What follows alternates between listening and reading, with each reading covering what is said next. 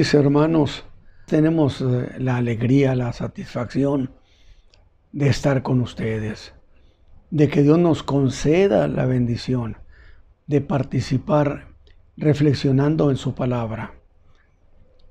Y la razón por la cual en lo personal yo participo es porque cuando el Señor me salvó el año del 62, también me llamó al ministerio de la enseñanza. La misma noche en que me salvó, la misma noche que me llamó a este ministerio. Y para mí es una satisfacción muy grande poder participar, ayudando a consolidar la fe de nuestros hermanos en Cristo, hacerlos creyentes duraderos. Así que, mis hermanos, esa es la única razón por la cual yo participo y mi familia participa en este ministerio. Pero es una satisfacción muy grande. A mí en lo personal me deleita poder hablar acerca de la persona del Señor Jesús, porque es ilustre. Recientemente acabo de predicar un mensaje del apóstol Pablo, que yo dije que era un mensaje de lujo, de esas cosas sutiles que tienen que ver con el ministerio del Señor Jesús. Y fue una delicia. Y lo va a seguir siendo siempre, porque ya son muchos años y estamos de pie, gracias a Dios. Muy bien, pues estamos en el capítulo 13, corriendo que vamos para el 14, y esperamos que las cosas que habremos de ver y plantear tengan un significado en su corazón, de tal manera que los construyan en Cristo, que se consoliden en esta fe preciosa, que es un tesoro nada más que puesto en vasos de barro, dijo Pablo. Y voy a leer entonces el capítulo 13, porque necesitamos avanzar. Y siempre que digo necesitamos avanzar, me detengo porque me siento prisionero de las muchas cosas que significan lo que contiene la palabra. Y tengo por costumbre, si voy caminando por una ruta muy específica en un capítulo, pero este tiene coincidencia con muchas otras cosas que son útiles y son parte de, lo que hago es salirme y me voy a ir a ver eso que no he dicho. Es una manera de ser en mi vida ministerial.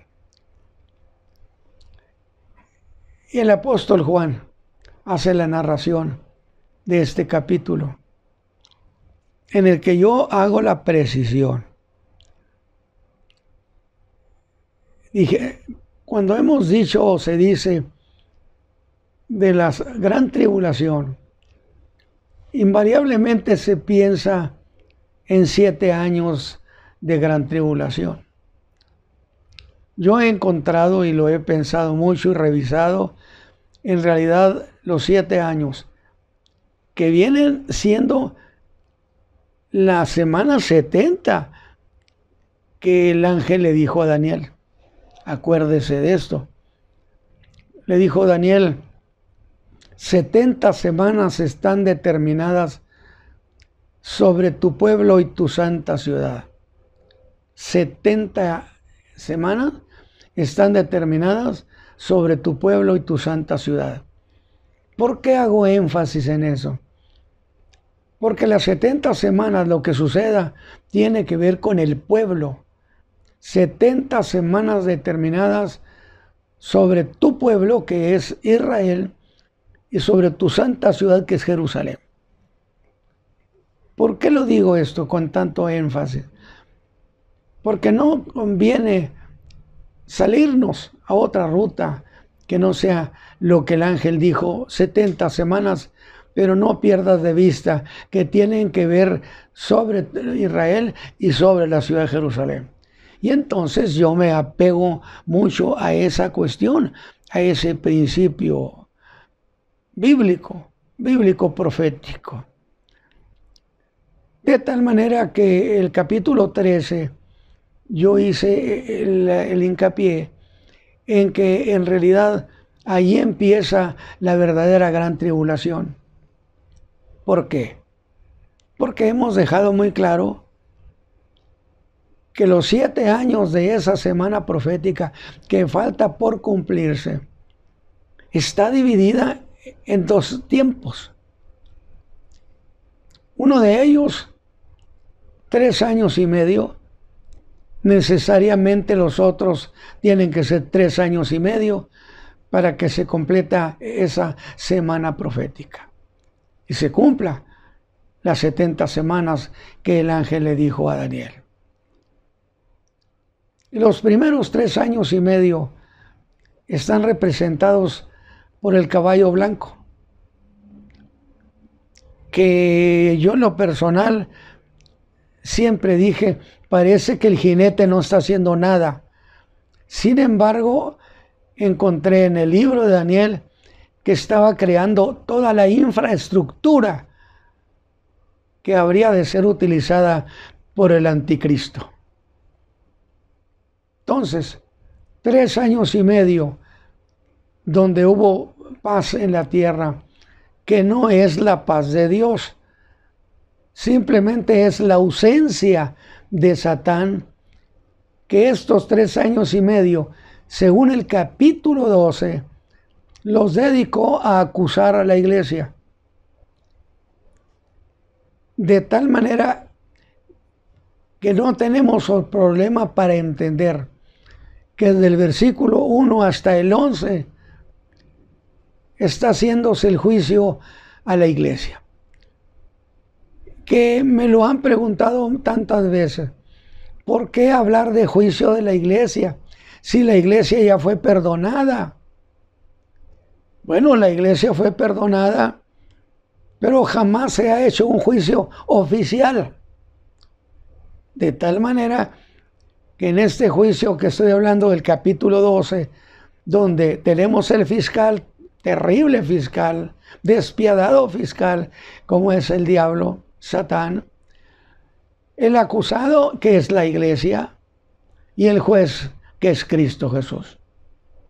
Entonces tenemos ahí toda una estructura legal que no se había hecho jamás nunca con relación a la iglesia. Hemos estudiado la historia de la iglesia, no hemos encontrado una cuestión donde podamos decir, este es un juicio oficial.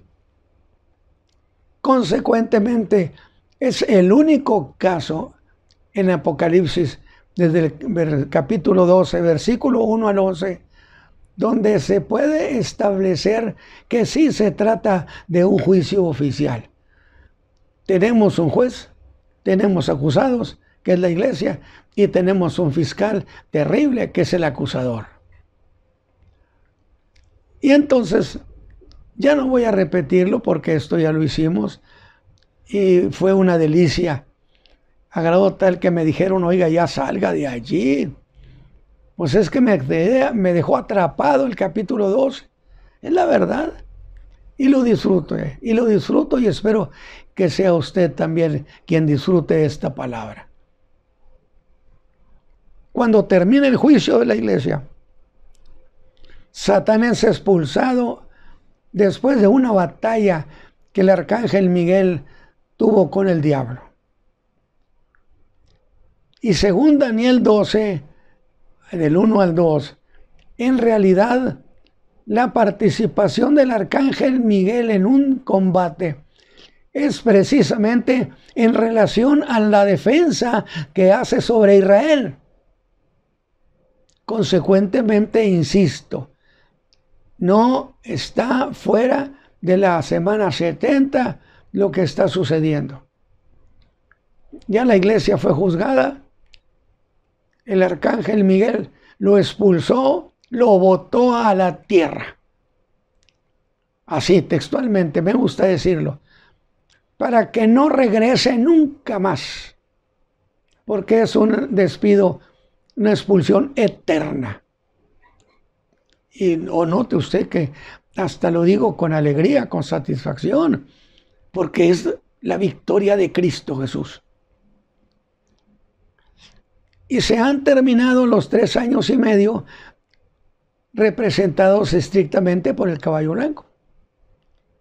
Pero luego, en el mismo capítulo 12, ya en el versículo 13, por allí, usted encuentra que ahora el caballo blanco es sustituido o cambiado por un caballo bermejo. Y cuando interviene esa figura, empiezan los grandes conflictos en la tierra, nación contra nación. Lea usted allí el capítulo 12, verá qué sucedió cuando aparece el caballo bermejo. ¿Por qué? Porque Satán ha sido lanzado a la tierra y dice que viene con grande ira, que el griego dice resoplaba, bufaba. Esto nos da la idea de la rabia que traía. Y aquí en este caso Satán lanza una persecución de venganza, no de juicio, no de justicia. No es de justicia porque él no es justo y no tiene una causa justa. Pero entonces trata de hacer venganza persiguiendo violentamente a aquella mujer que dio a luz al hijo. Aquel hijo que es indiscutiblemente Cristo Jesús, que habrá de gobernar en la tierra, y la Escritura enseña que es un reino de 1000 años. Pero allí precisamente, con el caballo bermejo, empieza la verdadera gran tribulación, violencia, persecución. Pero también debo reconocer que en el capítulo 13, a partir del versículo 1, empieza la gran tribulación. Entonces, eso del caballo bermejo, esto otro que acabo de leer del capítulo 13, es lo que está sucediendo o lo que ha de suceder al principio de la gran tribulación. Fíjense bien lo que dije, principio. No fin, no, principio de la gran tribulación. ¿Por qué digo esto? ¿Por qué lo digo? Porque hemos de darnos cuenta que la terminación de la gran tribulación se termina, vaya la redundancia, precisamente con la segunda venida de Cristo a la batalla de Armagedón. Cuando Satán, cuando el anticristo es vencido, cuando el anticristo y el falso profeta son lanzados al abismo, al lago de fuego, castigados para siempre. Y que luego habrán de atar a Satán por 1000 años para que ya no arruine la tierra. Entonces, sí tenemos en concreto ese suceder muy representativo. Grave es esto, mi hermano. De tal manera que el apóstol Juan escribe y dice que él estaba sobre la arena del mar, que ya no lo voy a explicar. Ya expliqué por qué tuve la audacia de decir el mar Mediterráneo y la razón que tenía. Pero entonces Juan no estaba allí. Juan estaba en la isla de Patmos. Consecuentemente, esto que el apóstol Juan escribe necesariamente es producto de una revelación que el Señor le dio a Juan y lo puso sobre la arena del mar. Y es entonces cuando se ve que una figura sube del mar, que tenía 7 cabezas y 10 cuernos, y sobre sus cabezas 10 diademas, y sobre las cabezas de ellos de nombre de blasfemia. Esta viene siendo el anticristo. Pero al mismo tiempo, esa bestia de 7 cabezas representa 7 imperios que ha habido, pero que han estado bajo la tutela del dragón, bajo la tutela del diablo, definitivamente. Y aquí quiero hacer una aclaración. Alguien me preguntó, y me lo preguntó con mucha justicia, pero usted dice que el anticristo, según el apóstol Pablo, habrá de desarrollar toda una campaña de promoción en favor de su persona y su proyecto, pero que es necesario que la tierra entera se lo acepte. ¿Por qué? Porque Dios ha establecido el derecho de la raza humana de querer o de no querer. Y es un principio bíblico. Consecuentemente, no puede ser violado ni omitido ese principio. De tal manera que el anticristo, me preguntaron, ¿cómo es posible que pueda obtener el sí, el visto bueno absolutamente de toda la raza humana? Es imposible. Bueno, le voy a dar una idea a ver qué le parece. En las naciones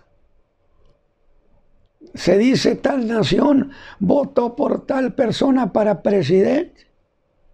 ¿Y acaso ese presidente que hoy es presidente anduvo casa por casa tratando de obtener su apoyo? Hizo campaña. Sin embargo, las naciones tienen autoridades representativas de esa nación. Consecuentemente, si el liderazgo, ese tipo de liderazgo de naciones, de pueblos, de lugares, le acepta al anticristo, le acepta a ese hombre sus propuestas y le da el visto bueno, lo está dando a nombre de todo lo que ellos representan. Entonces no fue necesario que fuera casa por casa. Digo, por si acaso le sirve la explicación. A mí me parece muy razonable, pero eso nos lleva a decir que el anticristo, que necesariamente es un ser moral. Es decir, ¿qué significa? Que tiene que ser una persona, un hombre. La Biblia no nos da la idea de una dama, de una mujer, de una fémina. No. Tenemos la idea de un líder, que es un ser moral, igual que cualquier hombre en la tierra, un ser moral. La segunda bestia que vimos también es el falso profeta, que también es un ser moral. Significa, es una persona que por práctica de que usted, no estamos entrando ahorita, pero por prácticas diversas, él profetiza sin que sea profecía divina. Pero él es un ser moral. La ramera es un ser moral. Porque es exigencia profética, exigencia bíblica de creación, que la raza humana tenga el derecho de aceptar o rechazar, por si le sirve. Pero creo que eso es muy importante que lo tengamos en mente. Pero la vez pasada dejé pendiente algo. Y no me gusta dejar pendientes. Y no se preocupe que vamos a ir avanzando, vamos a ir avanzando. Y si no, los invito y les doy una enseñanza de 10, 20 horas. Yo, por mí, yo no tendría tiempo para decir ya se me acabó el... No, yo le seguiría. Es mi deleite. Dice, dejé pendiente una cuestión. Que mientras estaba una reunión o una fiesta, por así decirlo, según el capítulo 7 de Apocalipsis, donde estaban gente de todas las naciones, de todos los linajes, de toda lengua. Oiga, espéreme, si eso es así, el apóstol está describiendo a gente de la iglesia, porque son exclusivamente una multitud diversa que estaba allí reunida. Y en eso van llegando algunos. Y un anciano le pregunta a Juan, ¿y esos que están llegando quiénes son? Juan le dice, ¿tú lo sabes? Y entonces le da una explicación muy concreta y muy rápida. Estos han venido de gran tribulación. Entonces, si le damos sentido que esta era la iglesia y que de la gran tribulación la iglesia todavía estaba llevando gente a Cristo, pues usted puede decir, ve cómo la iglesia está en la gran tribulación. A ver, vamos a ver. ¿Cómo sucede esto? Si ya la reunión es en el cielo y hay una inmensa multitud, no solo de esas personas diversas, sino una enorme multitud de ángeles también. O sea, el cielo y la tierra estaban allí, por decirlo de esa manera. Estos han venido de gran tribulación. Muy bien, vienen de gran tribulación. ¿Y cuál es el problema? A ellos los sacrificaron, por así decirlo, porque no quisieron aceptar ni el sello, ni la marca, ni el nombre de la bestia. O sea, el nombre no lo aceptaron. Espéreme tantito, qué interesante. O sea que aunque sea el mismo diablo, no puede obligar a nadie a que acepte el sello, el nombre o el número. Porque a veces se piensa, él va a llegar y va a exigir, pues estos no aceptaron. Y murieron, lo sacrificaron. Y el pasaje dice que murieron algunos de hambre, de sed, ¿sí? Versículos de sed, de calor. Imagínense usted, para castigarlos, llevarlos a una zona desértica altamente calurosa y dejarlos ahí atados al rayo del sol. Murieron, pero sí describe de que murieron. Pero esos ahora van llegando, sus almas van llegando allí a esa reunión. Y entonces yo tengo que pensar en lo siguiente, y quiero que usted piense también. Se negaron. Número 1, quiere decir no aceptaron. Y ni el diablo ni nadie tiene poder para obligar a nadie a que acepte sello, nombre o número. Grábeselo. Porque esos que llegaron no aceptaron. Ah, que los ejecutaron, sí, pero que los obligaron, no, no pudieron. Entonces, ¿qué estoy diciendo?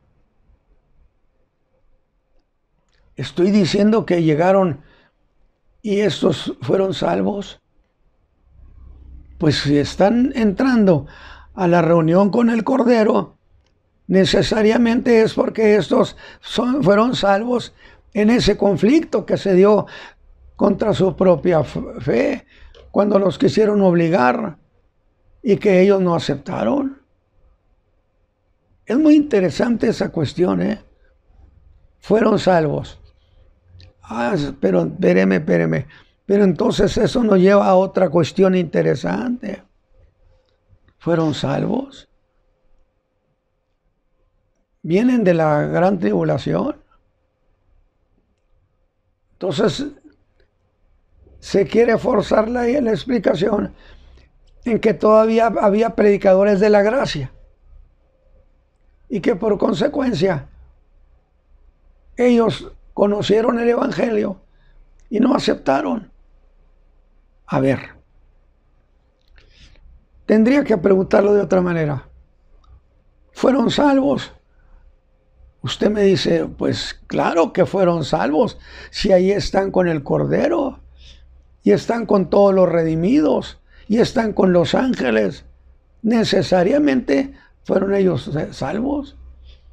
Muy bien, yo también acepto que fueron salvos. La segunda cuestión es, ¿cómo es que fueron salvos? ¿Por méritos o por gracia? A ver, vamos a verlo.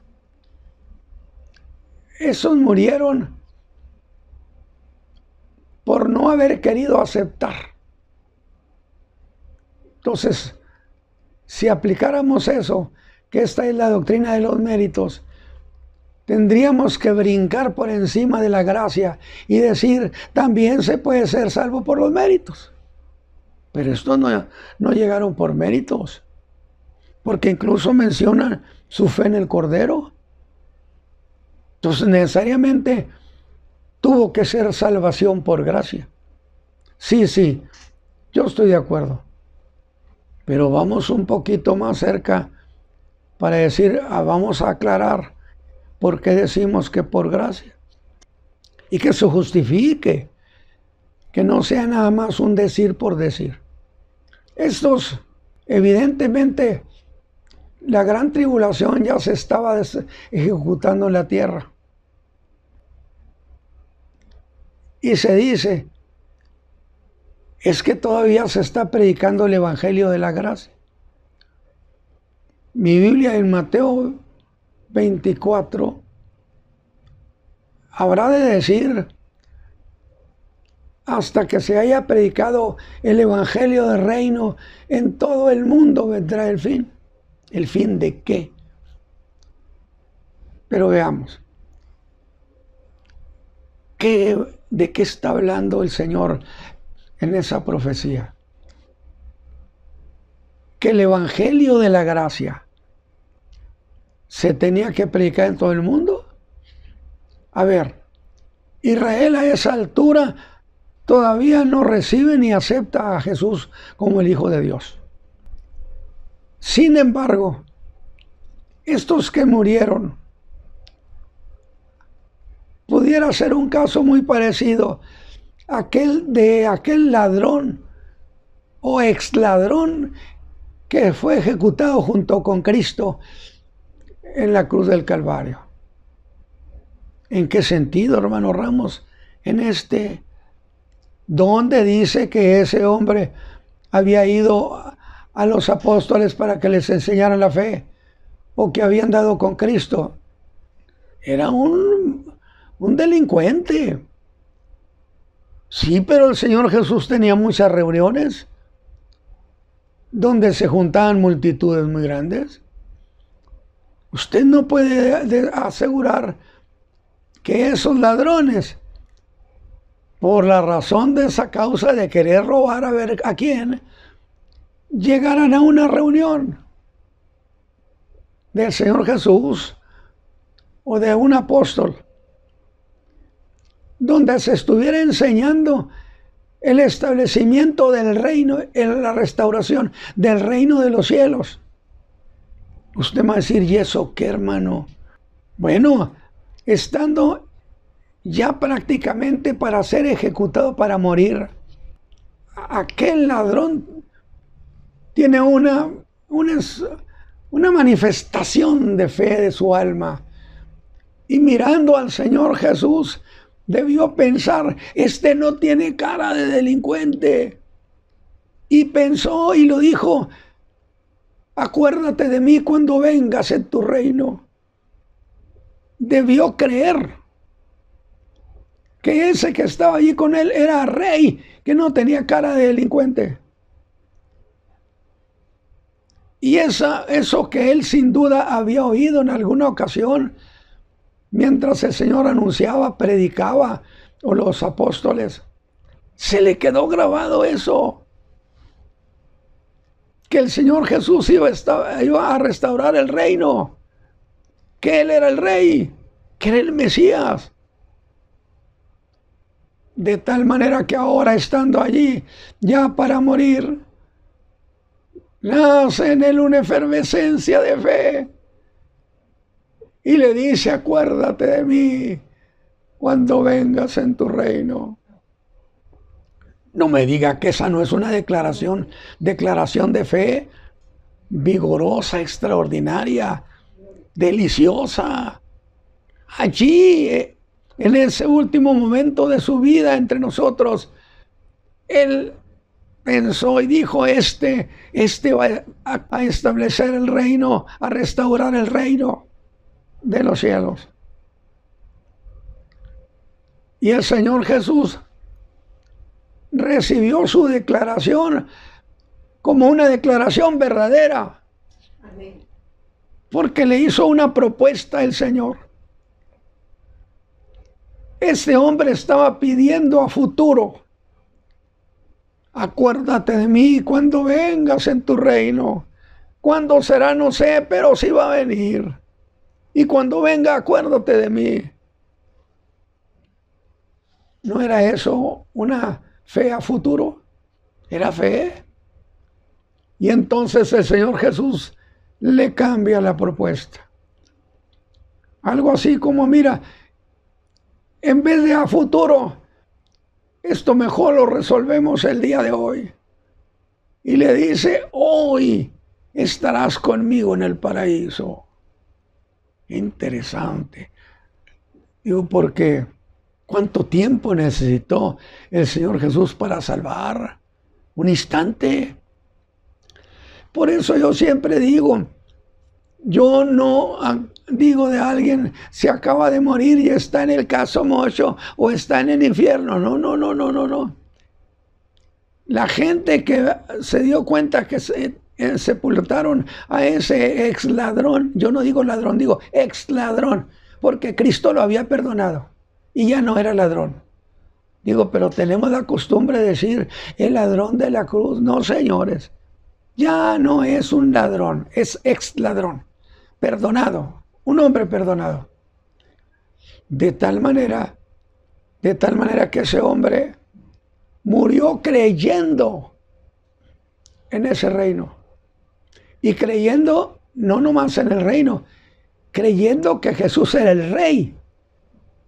Acuérdate de mí cuando vengas en tu reino. Se me hace una declaración extraordinaria, vigorosa.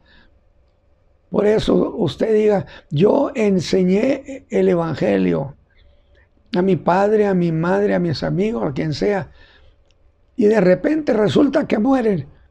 Sí, pero usted no puede saber qué sucedió en el último instante de la vida de esa gente. Quizá en los últimos momentos de su vida, momentos fugaces, pidieron al Señor salvación. Y el Señor otorga la salvación en un instante. No me diga que eso no es una buena historia. Bueno, estoy utilizando eso para decir lo siguiente. Estoy haciendo una comparación con estos que llegaron. ¿De dónde vienen? De la gran tribulación. ¿Qué sucedió? Quisieron obligarnos, el gobierno, el anticristo, por orden de Satán, obligarnos a que nosotros aceptáramos el sello o el nombre o la marca de la bestia. No aceptamos. Y alguien preguntaría, esto lo estoy haciendo yo. ¿Y por qué no lo aceptaron? Es que nosotros, aunque no nos entregamos a Cristo, y el Señor vino por la iglesia, nosotros no participamos en ese arrebatamiento.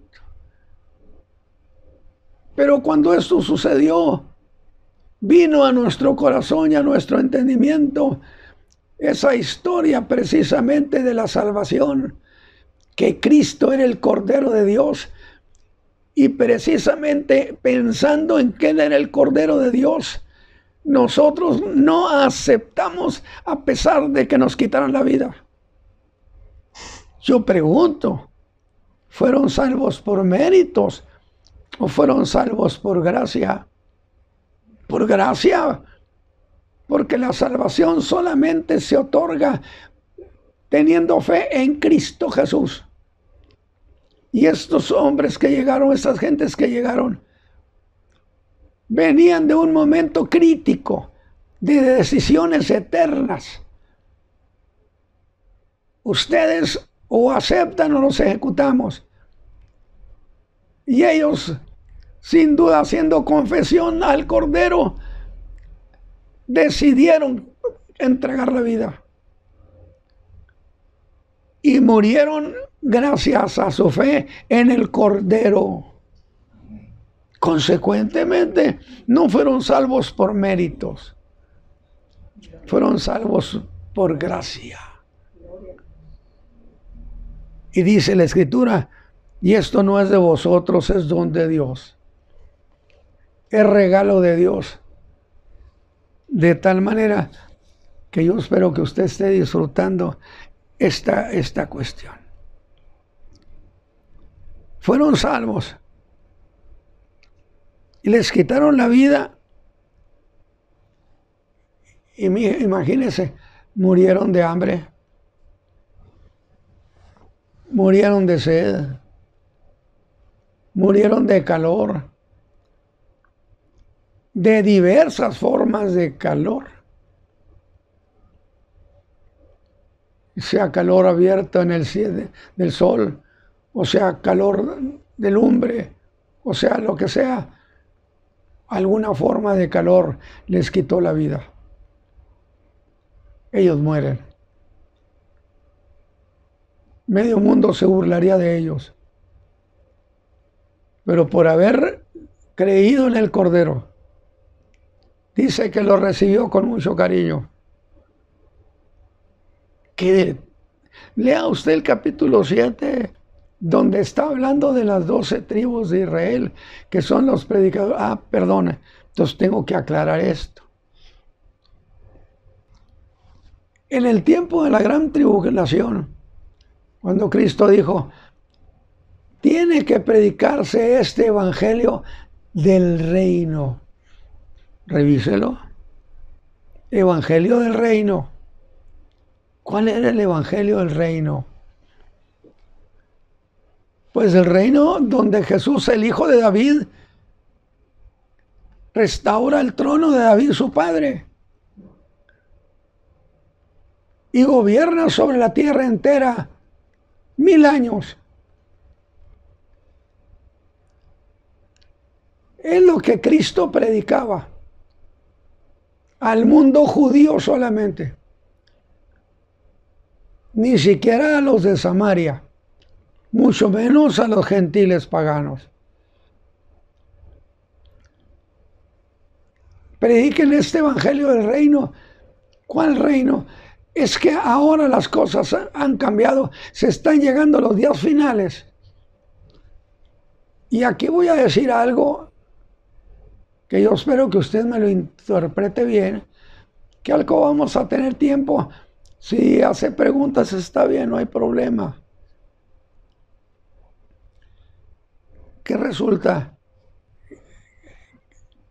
que los apóstoles, Cristo, predicaba no el evangelio de la gracia. Es el mismo caso. ¿Acaso Juan el Bautista era un predicador del evangelio de la gracia? No, no era. Era un predicador del evangelio del reino. ¿Qué era el reino? Pues era precisamente la presencia física del Mesías, que era un asunto judío. La carta a los Efesios, me gusta lo que dice Pablo, que Cristo no era de nosotros. Y es cierto, porque Cristo era un asunto judío, promesa hecha a David, promesa hecha que el hijo de David gobernaría y reinaría.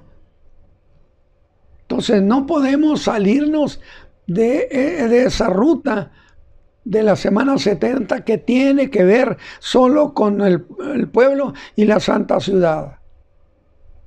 Qué interesante. No sé qué le parezca a usted. Ellos no estaban predicando. El Señor Jesús no predicó. Inclusive cuando ejecuta Herodes a Juan el Bautista, allá por Mateo 16, 20, si no estoy, si recuerdo bien, pero sí es Mateo 16. Les dijo, ya no digan que yo soy el Mesías. Punto. Se acabó el mensaje. Y luego les dice que habrá cambio de mensaje. ¿Por qué? Porque yo he de sufrir, he de morir, pero voy a resucitar. Este no era el evangelio del reino. Este es el evangelio de la gracia. De tal manera que es propio pensar que para el mundo entero era muy conveniente el testimonio del Mesías, del Hijo de David, como gobernador de toda la tierra. Y voy a hacer una precisión, espero que usted la disfrute. En Joel, capítulo 2, encontramos una versión muy interesante, que resulta que si nos vamos al libro de los Hechos, el Espíritu Santo es el que levanta a Cristo y se lo entrega a su Padre. Su Padre lo sienta a su derecha. Pero el Espíritu Santo, que por más de 2000 años ha operado en ese sentido a través de la iglesia, ahora la iglesia es levantada y es entregada al Señor Jesús. En los aires, no en Jerusalén, no. En los aires. Hablando de la iglesia. Porque hablando del pueblo de Israel, Mateo 24 dice que cuando el Señor Jesús venga a la tierra, ordenará a sus ángeles que le recojan a todos sus hijos elegidos de toda la tierra, de todas las naciones. Ah, qué interesante lo que significa entonces que ordena a los ángeles que sí conocen a los que son verdaderos hijos de Abraham, a los que sí tienen sangre hebrea. No se van a traer a ninguno que ha simulado ser hebreo. Acuérdense que Cristo dijo en Apocalipsis 2:9, algunos que se dicen ser judíos y no lo son. Entonces no me digas, se trajo a los hijos de Abraham. No. se trajo a alguien que no era más que un impostor. Pero a ellos, por eso depende a quién se lleve usted a Jerusalén. Pero los ángeles conocen quiénes son los verdaderos hijos de Abraham y los recogerán de todas las naciones del mundo. Ahora sí viene el encuentro entre los hijos de Abraham y el hijo de David. Ahora sí. Pero la Escritura no enseña que los lleven a Jerusalén. Los llevan a Cades Barnea, a esa zona donde, estando casi por entrar a la tierra de la promesa, el pueblo ya estaba preparado. Sin embargo, Moisés ordenó a aquellos espías que fueran a visitar la región y le dieran informe de cómo era. Y 8 vinieron con un reporte que espantó a la gente.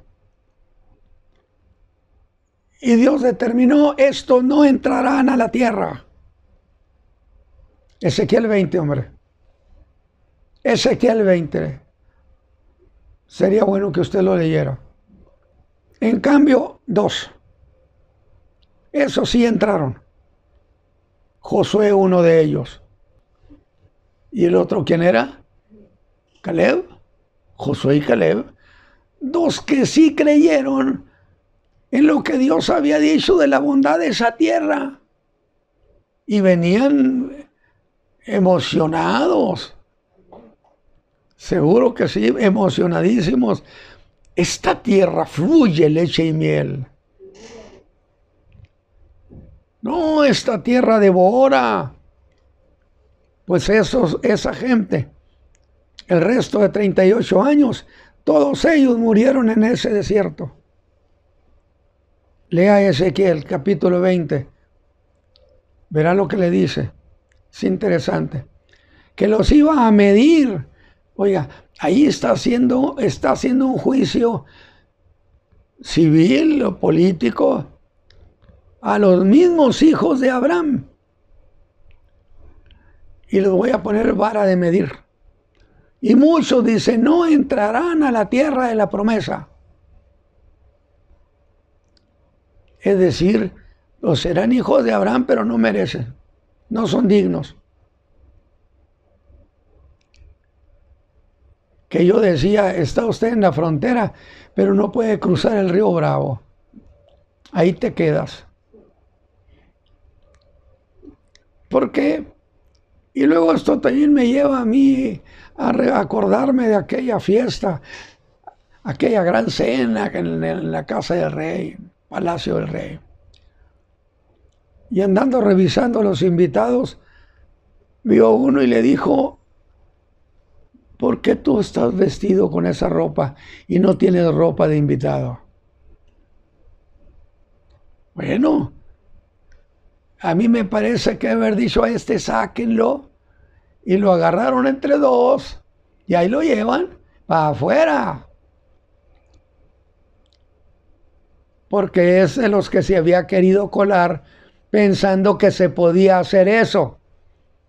Pero al reino del Señor no se puede entrar de esa manera. Qué delicioso. Pero espéreme. ¿Pero por qué yo entré a esto? Hombre, tanta cosa que viene a mi alma. Y lo dije por lo siguiente: el Espíritu Santo entrega a Cristo, le entrega a la iglesia. Ya no tiene a cargo la iglesia. La ha tenido. Jesús se fue y dijo: pero el Espíritu Santo, Él se va a encargar. Pero ahora el Espíritu Santo ha levantado a la iglesia y se la ha entregado a Cristo. Y ahora el Espíritu Santo viene de nuevo a la tierra sobre Israel en exclusiva. Entonces se habla del avivamiento a la casa de Israel. Allí está la cuestión. Cuando Joel 2:28 habla, o Joel 2 habla del derramamiento del Espíritu Santo, a mí en lo personal no me parece razonable interpretar en el sentido de que es la iglesia que recibirá un nuevo avivamiento. Es respetuosamente mi opinión. Sin embargo, eso no implica que los creyentes no estén sobre ellos la ayuda del Espíritu Santo. De ninguna manera. Pero acuérdense ustedes que Dios creó una raza que nació de Abraham y les encargó que ellos fueran luz del mundo. Ustedes van a enseñar, ustedes son luz del mundo, así que no se les vaya a olvidar. No lo cumplieron y crearon un conflicto con los gentiles, porque eso es innegable. Crearon conflicto. Cuando Cristo viene, no entrega la responsabilidad al mundo judío como luz del mundo, sino se lo entrega a la iglesia. Pero ahora la iglesia ha sido levantada por el Espíritu Santo, entregada a Cristo, y ahora el Espíritu Santo viene de nuevo sobre Israel para que cumpla aquella promesa que le faltó cumplir. Es decir, con Dios no se puede llegar con obras inconclusas. De tal manera que sobre el pueblo de Israel viene una operación de llenura del Espíritu Santo. Y de allí, aquellos 144,000 de las 12 tribus de Israel, que habrán de predicar el evangelio del reino, no el evangelio de la gracia. ¿Por qué? Porque Israel todavía no cree. Pero habrá de creer. Y justamente cuando Israel esté preparado para creer, fíjese bien,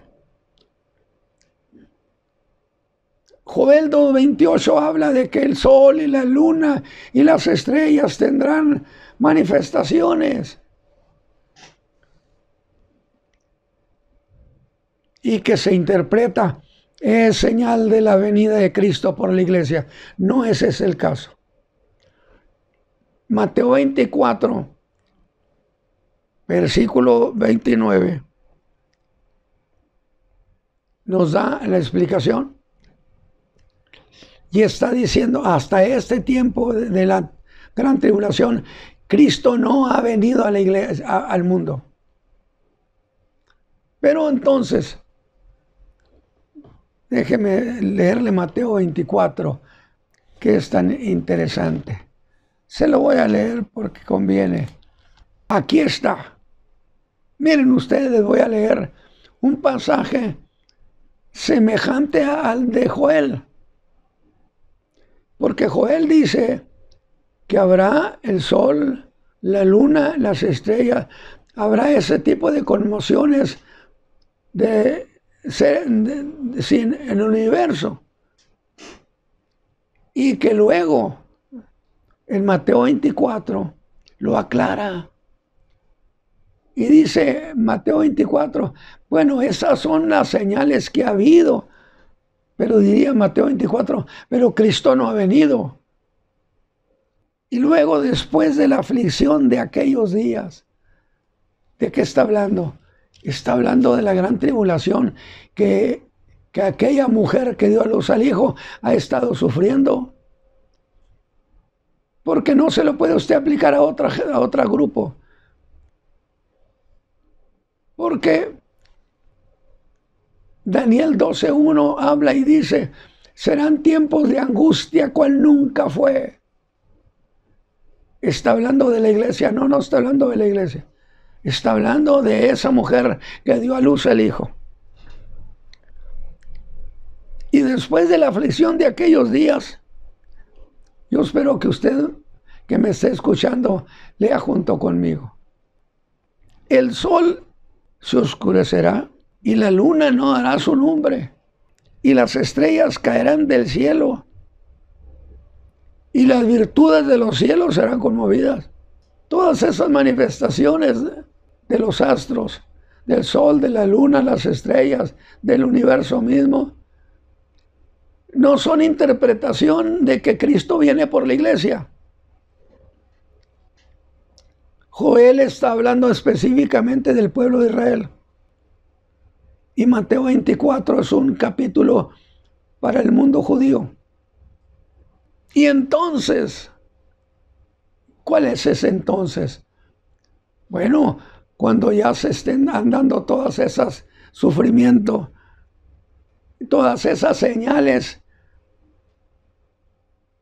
entonces se mostrará la señal del Hijo del Hombre. Cuando Cristo venga, el mundo entero lo verá. Déjeme decirle algo que en otras ocasiones lo he dicho. Me gusta eso. Un predicador decía, para hablar de ese momento, que el anticristo estaría anunciando en el mundo entero la derrota de ese pueblo representado por esa mujer que nos dio a luz a Cristo. Pero que en ese momento un reportero levanta su cámara al cielo porque algo le llamó la atención y grita: señores, algo viene descendiendo, algo viene bajando, parece un ejército, y el que viene adelante de ellos brilla más que el sol. Dice, se mostrará la señal del Hijo del Hombre, ahora sí, en el cielo. Y entonces, es decir, la segunda venida de Cristo termina con el Armagedón. Si usted quiere decir, en el capítulo 13 empezó la gran tribulación, pues aquí en este se termina la gran tribulación. Y entonces lamentarán todas las tribus de la tierra y verán al Hijo del Hombre que vendrá sobre las nubes del cielo con grande poder y gloria. Y ahora sí, mire este pasaje tan precioso. Y enviará a sus ángeles, los que vienen con él del cielo, los que sí conocen, con gran voz de trompeta, y juntarán sus escogidos de los cuatro vientos, de un cabo del cielo hasta otro. Vienen los ángeles en toda la tierra. En toda la tierra, en todas las naciones, han llegado los ángeles y levantan a uno de esos escogidos. ¿Por qué escogidos? Por eso dicen, es la iglesia. No es la iglesia. ¿Acaso los hijos de Abraham no son pueblo escogido? Me va a decir usted, pero la iglesia también es escogida. Sí, pero el Señor nos está mandando, textualmente dice, vayan a todas las naciones y me los traen. ¿Y a dónde nos lo llevamos? Sería mi pregunta. Y el Señor diría, a Cades Barnea. Escrito está en Ezequiel 20. Entonces, ¿qué sucedió? Que a raíz de que se predicó el evangelio del reino, por esos 144,000 predicadores que ahora habían sido llenados del Espíritu Santo. Ahora Israel está preparado para creerle, porque hasta ese momento de su venida no le han creído. No le han creído. Pero yo tengo una idea muy bonita. El Señor Jesús tuvo una familia de incrédulos. Juan 7 dice, porque sus hermanos no creían en Él. Ve y predica, pero no aquí en los ranchitos. Ve y predica a Jerusalén, a las ciudades. Muéstrate. Jesús les dijo, el tiempo de ustedes está aquí encima. El mío no. Sin embargo, aunque tuvo una familia de incrédulos, el día de Pentecostés, en esos días, su madre y sus hermanos y hermanas estaban orando junto con todos los creyentes. Tuvo una familia de incrédulos, pero se fue al cielo y dejó una familia de creyentes. Si esto nos sirve para alguna cuestión, creo que nuestro tiempo se ha acabado. Y ahí vamos a dejar entonces esta enseñanza. Y otra vez me van a decir, hermano Ramos, por favor, termine el 13 y sígale con el 14. Voy a hacerlo. Y lo voy a hacer con mucho gozo. Padre eterno, muchas gracias. Muchas gracias de veras porque tú nos has bendecido. Gracias por la palabra que has puesto en mi entendimiento. Permite, Señor, que ésta tenga fruto en el corazón de mis hermanos. Y los que han de creer, Padre Santo, envíalos a la fe. Permite que tu palabra entre en sus corazones. Y a nosotros, bendícenos con tu paz por Cristo Jesús. Amén.